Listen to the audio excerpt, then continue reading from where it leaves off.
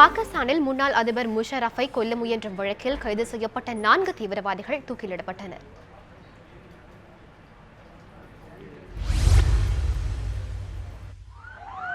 பெஷாவர் ராணுவ பள்ளியில் தாலிபான் தீவிரவாதிகள் கடந்த 16ஆம் தேதி நடத்திய தாக்குதலில் 132 பள்ளி குழந்தைகள் உட்பட 148 பேர் உயிரிழந்தனர். இதனையடுத்து தீவிரவாதிகள் மீதான நடவடிக்கையை பிரதமர் நவாஸ் ஷெரீப்பின் அரசு தீவிரப்படுத்தியுள்ளது.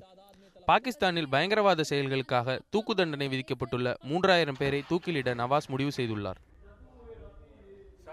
பெஷாவர் தாக்குதல் சம்பவத்தின் எதிரொலியாக அதிபர் மம்னூன் ஹுசைன் 17 கருணை மனுக்களை நிராகரித்துள்ளார்.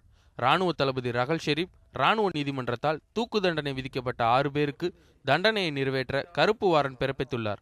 தலைமை நீதிபதி நசீர் உல் முல்க் பெஷாவர் நகரில் மாகாண நீதிபதிகளுக்கு பிறப்பித்த உத்தரவில் நிலுவையில் உள்ள பயங்கரவாதிகளின் வழக்குகளை விரைந்து விசாரித்து பயங்கரவாதிகள் வெளியே நடமாட முடியாத வகையில் தூக்கு தண்டனை விதிக்க உத்தரவிட்டுள்ளார்.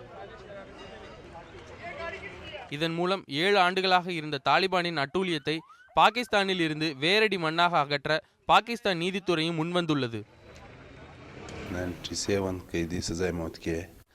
பைசலாபாத் சிறையில் தற்போது 97 தூக்கு தண்டனை கைதிகள் உள்ளனர். இதில் 41 கைதிகள் உச்சநீதிமன்றத்தில் மேல்முறையீட்டு மனு செய்துள்ளனர். மேலும் 41 பேர் உயர்நீதிமன்றத்தில் மனு தாக்கல் செய்துள்ளனர். 14 பேரின் கருணை மனு நிலுவையில் உள்ளது. எனவே இந்த 14 பேரின் கருணை மனுவை அதிபர் தள்ளுபடி செய்தால் அவர்கள் தூக்கிலிட வாய்ப்புள்ளது.